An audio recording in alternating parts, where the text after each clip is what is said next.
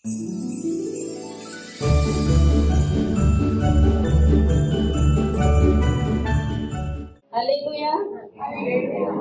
இங்க கடந்து இருக்கிற யாவருக்கும் இயேசு கிறிஸ்து நாமத்தினாலே கிறிஸ்துமஸ் நல்வாழ்த்துக்கள். எத்தனை பேர் உற்சாகமா இருக்கிறீங்க? அல்லேலூயா. எத்தனை பேர் சந்தோஷமா இருக்கீங்க? அல்லேலூயா. இன்னும் நாங்களை உற்சாகப்படுத்தும்படியாக ஒரு கேம்ஸ் வச்சிருக்கிறோம். அந்த கேம்ஸோட பேர் என்னன்னு சொன்னா தெரிஞ்சுக்கோ புரிஞ்சுக்கோ.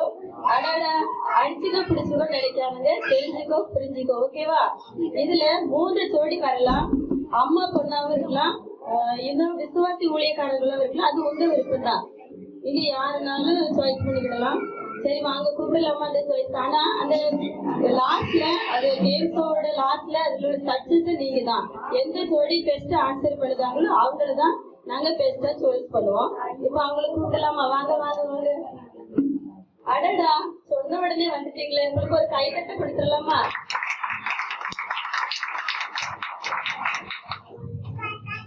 நீங்க யார வந்திருக்கீங்க? Very good, excellent. Very good, super super super super. என்ன 2 ஜோடி தான் இருக்கீங்க, இன்னொரு ஜோடி காங்கலையே.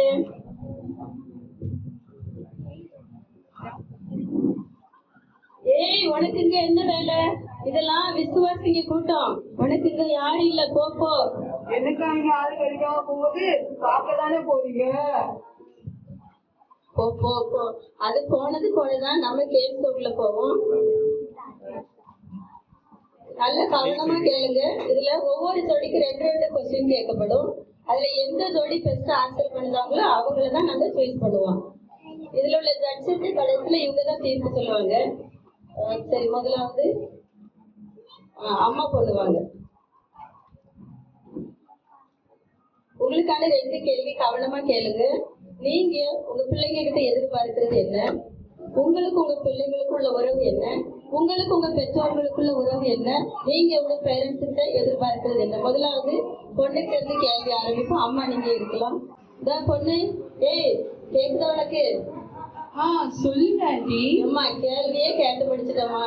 என்ன கேள்வி கேட்டு முடிச்சுட்டீங்களா? அப்பவே அந்த ஓல்ட் லேடிக்கு சொன்னேன், இந்த காம்படிஷன்லாம் வேண்டான்னு. Make it quick aunty, my friends are waiting. அம்மா திரும்பவும் சொல்லுமா, உனக்கு உங்க பெற்றோர்களுக்குள்ள உறவு என்னம்மா? உறவு? You mean relationship? ஆமா. So silly question aunty. இப்ப சொல்றேன் பாருங்க. மா பேட்டி, மதர் டாட்டர், அப்புறம் அம்மா பொண்ணு, தள்ளி விட்டா. இது போதுமா? அம்மா உனக்கு எத்தனை பாசம் தெரியும் கேட்கல. உறவுமா? இப்ப அததானே சொல்லிட்டு கேக்குறீங்க. நீ அவங்க கிட்ட என்னம்மா எதிர்பார்க்கிற? இப்படி மிரட்டிட்டு இருக்கா எனக்கு பிடிக்கவே பிடிக்காது. சும்மா அட்வைஸ் பண்றது பிடிக்காது. அந்த ஓல்ட் லேடி அப்படிதான் சர்ச்சுக்கு போ சொல்லுவா. அது எனக்கு பிடிக்கவே பிடிக்காது. என் போனை நோண்டி பாப்போம், அது எனக்கு பிடிக்கவே பிடிக்காது. உங்க காலெல்லாம் வேற, எங்க காலெல்லாம் வேற ஆண்டி. சரிம்மா, நீ அவங்க கிட்ட ஏதாவது எதிர்பார்க்கியா? என்ன பெருசா எதிர்பார்த்துட்டு போறேன்? நான்லாம் எதிர்பார்க்கறது ஒண்ணுதான். அவங்க எனக்கு காசு தேவைப்படும் போதெல்லாம் கொடுத்தா மட்டும் போதும். அததான் எதிர்பார்க்கிறேன். சார் மக கேவலமான பொண்ணா இருக்கு. என்னது? ஒண்ணு இல்லம்மா, எங்க பேசிருந்தம்மா. நீ போய் உட்காரு. சரி, இதற்கான தீர்வு அவங்க அம்மா எப்படி சொல்றாங்கன்னு பாப்போம். வாங்கம்மா, பார்த்தாலே பாவமா இருக்கு.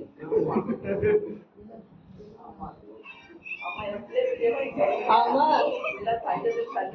யாரு? உங்க பொண்ணா?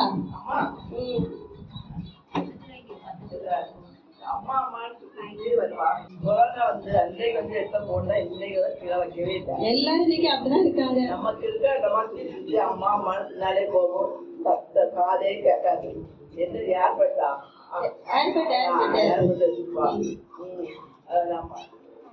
நான் ஒரு காப்பி குடின்னு சொல்லியாச்சுன்னா அந்த காப்பி வந்து எனக்கு வேண்டே. அந்த காப்பியை குடிச்சு காப்பி குடிச்சு சொன்னா தமிழ் கிடையாச்சுன்னா காப்பியே எனக்கு வேண்டாம்னு சொல்லுவாங்க. அந்த காப்பில சட்ட கழுவி வச்சுன்னா அந்த தேவையில் எடுத்து சாப்பாடே போடக்கூடாது. நம்ம எது சொன்னாலும் உங்களுக்கு ஒண்ணுமே தெரியாது, நீங்களும் பட்டிக்காதுன்னு சொல்லுவாங்க. அம்மா அம்மாட்ட வாழ்ந்தவன்னு தெரியாதுன்னா ஒரு தெரியாம சமாளிச்சிருவான். நம்ம என்ன சொன்னாலும் அவருக்கு அது தவறாட்டே இருக்கும். அனுபவத்தை சொன்னா அட்ஜஸ்ட் பண்ணாங்க. அவருக்கு பாதுகாப்பு தெரியாதுன்னா சந்தேகப்படாதான் ஃபீல் பண்ணுறதுக்காக சொல்லி ஃபீல் பண்ணி நமதுக்காக நமக்கு அதிகம் தான். நம்ம சொல்றது செய்ததும் நமக்கரமான கேட்டுக்கு உரிமை தான். நீங்க வேற ஏதாவது எதிர்பார்க்கீங்களா? எதிர்பார்க்கோம். ஆசையா பாசமா சரி, பெற்றவங்க உரிமையா பிள்ளைங்கிட்ட எதிர்பார்க்கிறேன் தப்பா? நான் அப்பவே சொன்னேன், இந்த 2வது ஜோடிக்கு ஆள் கிடைக்காதுன்னு. அது போனதுதான் போல, ஏமாந்து ஆளே கிடைக்கல போல, போனது போயிட்டு அப்படியே.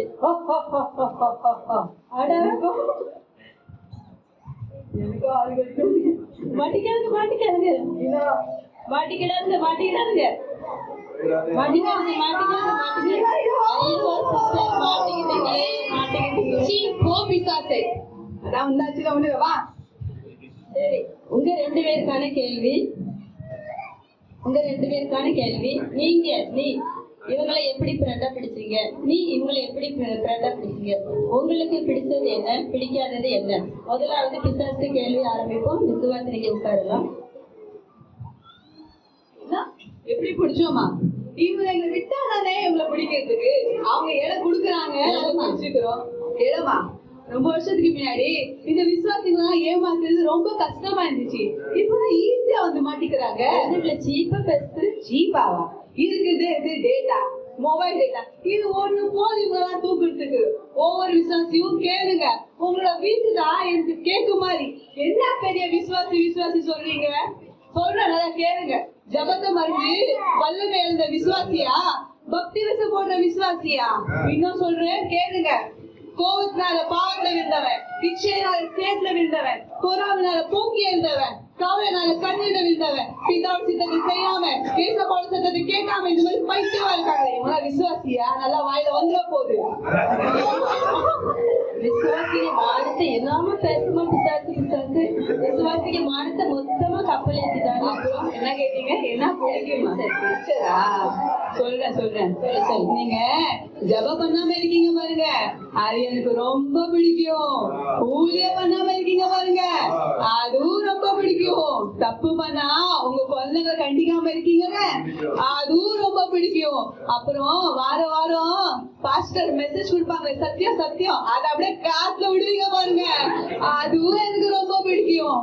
அப்புறம் வேற சிஸ்டர், ஒரு சீக்ரெட் உங்ககிட்ட மட்டும் சொல்றேன்.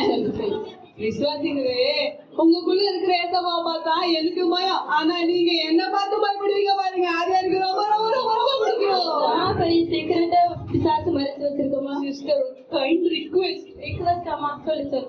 விசுவாசிங்களே, நீங்க கை தவறி சக்கர டப்பா கீழே போட்டா உங்க குழந்தைங்க படிக்காம ஃபெயில் ஆகுனா, நீங்க கால் தவறி கீழே விழுந்தா போ பிசாசுன்னு சொல்றீங்க. ஆனா சீப் பிசாசு மட்டும் சொல்லவே கூடாது. எனக்கு பிடிக்கவே பிடிக்காது. பிரச்சனை கொடுக்குற பிசாசுக்கே பிரச்சனை கொண்டு வந்துட்டீங்களே. அப்புறம் வேற என்ன கேட்டீங்க? பிடிக்காது. இவங்களுக்கு இதை பத்தி தெரியல. நீங்க ஜபம் பண்ணாதீங்க, ஊதியமும் பண்ண கூடாது, உபவாசம் பண்ணவே கூடாது. அப்புறம் ஜபம் பண்ணி மனம் மாறவே கூடாது. மனம் மாறினா நீங்க எனக்கு பிடிக்காது. போதுமா? போதும். சரி, நீ போய் உட்காரு. சரி, விசுவாசிக்கான தீர்வு எப்படி சொல்றாங்கன்னு பாப்போம். என்ன கேட்டீங்க? இவனை இப்படி என் ஃப்ரெண்டா பிடிச்சிருந்தானே? ஆமா. இந்த திருட்டு போயில என் ஃப்ரெண்டு இல்லவே இல்ல. அப்படியே சிஸ்டர் ஒண்ணா வந்தீங்க? கரெக்டா கேக்குறாங்களே, உண்மை தெரிஞ்சிச்சோ? சிஸ்டர் சொல்லுங்க, வாங்கல வாரு. அதாவது நம்ம சொந்தக்காரங்களோட, நம்ம சமுதாயத்தோட ஒத்து போகணுமா வேண்டாம்? ஆமா, ஒத்து போகணும். அதனால சில நேரத்துல நான் என் அப்பாவுக்கு தெரியுமில்லாத இடத்துக்கு போயிருவேன். அந்த நேரம் பார்த்து இந்த கலவாணி எனக்கு ஓடி வந்து கலவாணி. சிஸ்டர், எனக்கு என்னுடைய எதிர்காலத்தை நினைச்சு ரொம்ப கவலையா இருக்கு. எனக்கே கவலையா இருக்குமா? கவலைப்பட்டு கண்ணீர்ல மூழ்கிடுவேன். கத்தரை மறந்துடுவேன். ஜெபத்தை விட்டு. ஐயோ, இந்த நேரம் பார்த்து இந்த பொல்லாத பிசாசு எனக்கு ஓடி வந்துருவான்.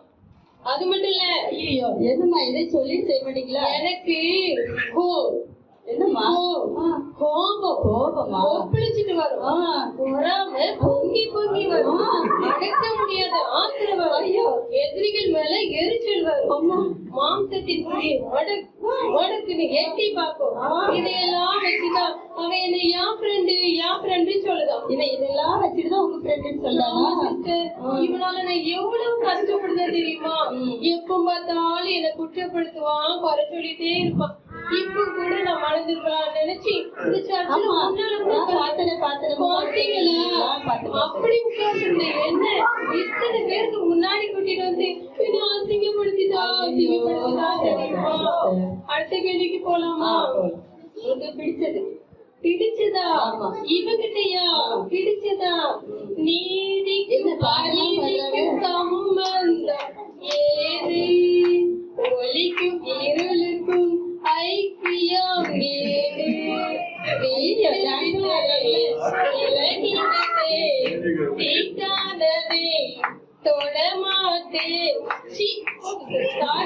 பழக்க தோசத்துல ஆறு மாதிரி இல்லம்மா, நீங்க பிராக்டிஸ் எடுப்பீங்க போல. அப்படிலாம் இல்ல சிஸ்டர். அடுத்த கேள்வி பிடிக்காத. அதாவது நான் வந்ததுலதே சொல்லுதேன் இந்த பிசாசு எனக்கு பிடிக்கல. ஆனா நீங்க என்கிட்ட அவனை பத்தியே திரும்ப திரும்ப கேக்குறீங்க. அதனால இந்த கேம் பிடிக்கல. உங்களுக்கு பிடிக்கல, இந்த பிசாசையும் பிடிக்கல. கோச்சிருக்கோம்.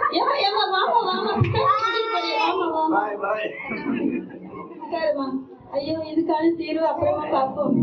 அப்பா பெரிய மழை அடிச்சு புயல் அடிச்சு ஓஞ்சிருக்கோம்மா.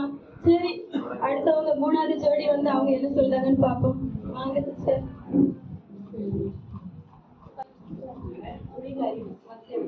அப்பா இப்பதான் எனக்கு சபைக்குள்ள இருக்க ஃபீலிங்கே வருதம்மா.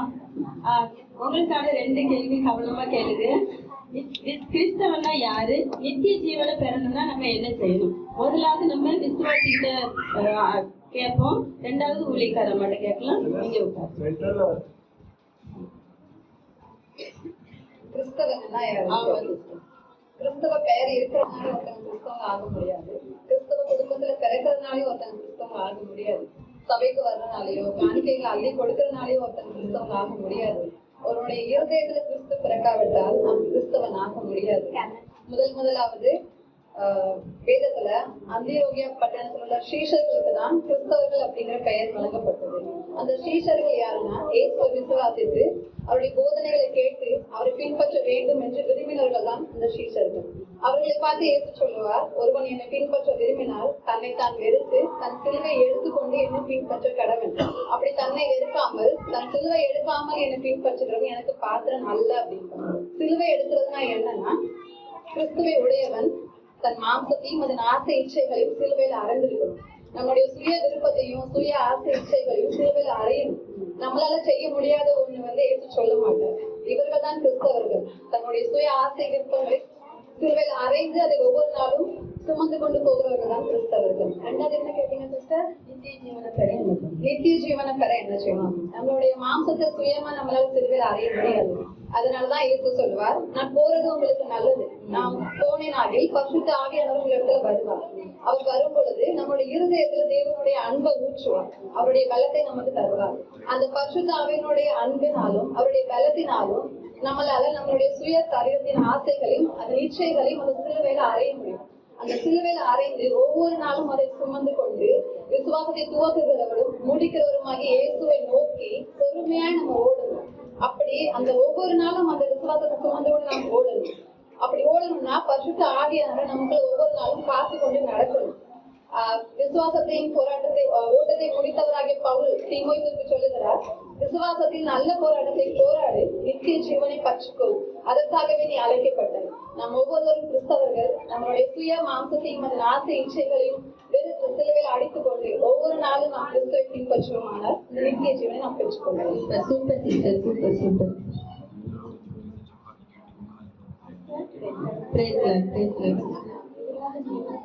கிறிஸ்தவனா யாரு? முதலிடம் கொடுக்கிறவங்க,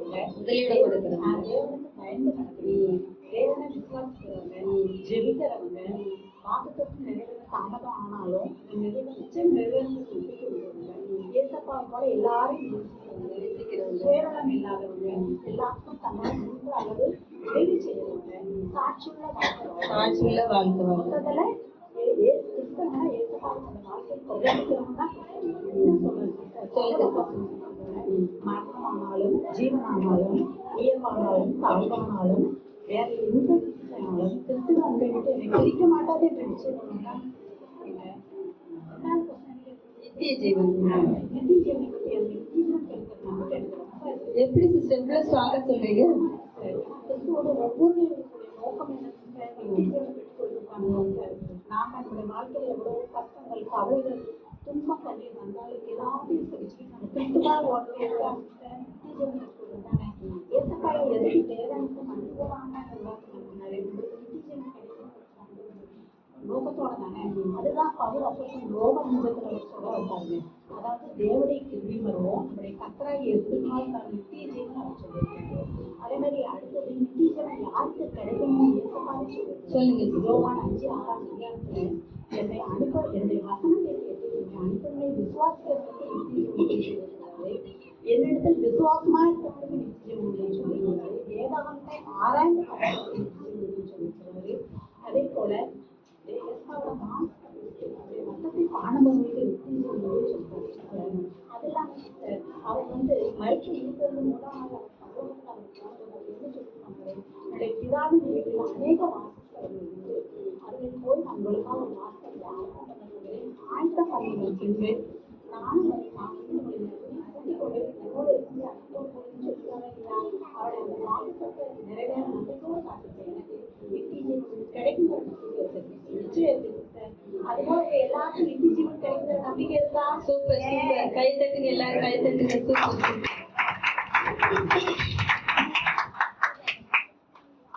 இப்போ 3 ஜோடிகளும் பேச நாம கேட்டோம். நீங்களே கெஸ் பண்ணிருப்பீங்க. நாம ஆரம்பத்திலே சொன்னேன் நீங்க தான் ஜட்ஜின்னு சொல்லி. நீங்க பெஸ்டான ஜோடியை சூஸ் பண்ணிருப்பீங்க. முதலாவது அம்மா பொண்ணு வந்தாங்க. அவங்க எப்படி நல்லா பேசினாங்க. பிள்ளையானவன் நடக்க வேண்டிய வழியில அவனை நடத்து, முதிர் வயதுல அவன் விடாதிருப்பான் என்று சொல்லி வேதம் சொல்லுகிறது. பிள்ளைகளை நீங்களும் உங்கள் தாயும் தகப்பனையும் கனம் பண்ணுங்க, உங்கள் வாழ்நாள் நீடித்திருப்பதற்கு. அது மாத்திரமல்ல, சிலவங்க இன்னைக்கு கவலையோட இருக்கிறீங்க. நான் விட்டுட்டேனே, என் பிள்ளைல எப்படி கிறிஸ்துவர்கள் நடத்தாம விட்டுட்டேனேன்னு சொல்லி கவலைப்படுறீங்க. கவலைப்படாதுங்க. ஒவ்வொரு நாளும் உங்கள் பிள்ளையுடைய தலையில கை வைத்து ஜெபிங்க, கர்த்தர் பார்த்து கொள்வார். அப்பா, இந்த 2வது ஜோடி நம்ம பார்த்தோமே, இந்த பிசாசுக்கு எப்படி இவ்வளவு துணிச்சல் வந்துச்சு விசுவாசிங்க மத்தியில இப்படி பேசுகிறதற்கு? வேதம் சொல்லுகிறது, பிசாசுக்கு எதிர்த்து நில்லு, அப்பொழுது அவன் உங்களை விட்டு ஓடி போவன் என்று சொல்லப்பட்டிருக்குது. நாம் இயேசுவின் நாமத்தினால இந்த பிசாசை விரட்டுவோமா? இயேசுவின் நாமத்தினால போ. இன்னும் சொல்லப்பட்டிருக்கிறது இயேசுவின் சர்வாயுத வர்க்கத்தை தரித்தவர்களாய் அவனுக்கு எதிர்த்து நில்லுங்கள், அப்பொழுது அவன் உங்களை விட்டு ஓடி போவான் என்று சொல்லப்பட்டிருக்கிறது.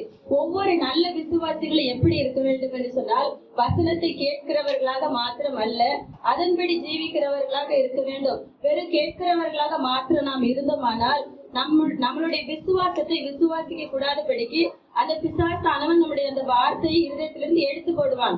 அதனால நாம் விசுவாசிக்கிறவர்களாக கேட்கிறவர்களாக மாத்திரம் இல்லாதபடி அதன்படி ஜீவிக்கணும். அதை உயிராக நினைத்து உயிரோட்டமாக நாம் காத்துக்கொள்ள வேண்டும். அது மாத்திரமல்ல, 3வது ஜோடி நாம் பார்த்தோம். கிறிஸ்தவனா யாரு, நித்திய ஜீவனா என்ன, அவ்வளவு தெளிவா பேசினாங்க. அது மாத்திரமல்ல, இன்னைக்கு நாம எல்லாரும் பிரயாசப்படுகிறது எதற்காக? அந்த நித்திய ஜீவனை அடைய வேண்டும் என்பதற்காக தானே. அதனால ஒவ்வொரு நாளும் கிறிஸ்தவர்களாக நாம் வாழுவோம், அந்த நித்திய ஜீவனை நாம் பெரும்படியாக ஜீவிப்போம். அதனால இந்த கேம்ஸ் மூலமாக நாம் புரிஞ்சுக்காத விஷயத்தை நாம் புரிஞ்சுக்கிட்டோம், தெரிஞ்சுக்காத விஷயங்களை நாம் தெரிஞ்சுக்கிட்டோம். அதனால தெரிஞ்சுக்கோ, புரிஞ்சுக்கோ, தெரிஞ்சுக்கோ, புரிஞ்சுக்கோ. தேங்க்யூ.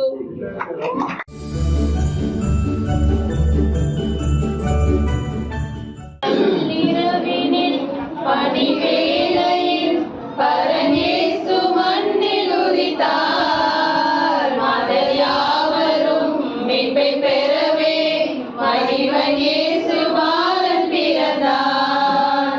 நள்ளிரவினில் பணிவேளையில் பரநேசு மண்ணில் உதித்தார்.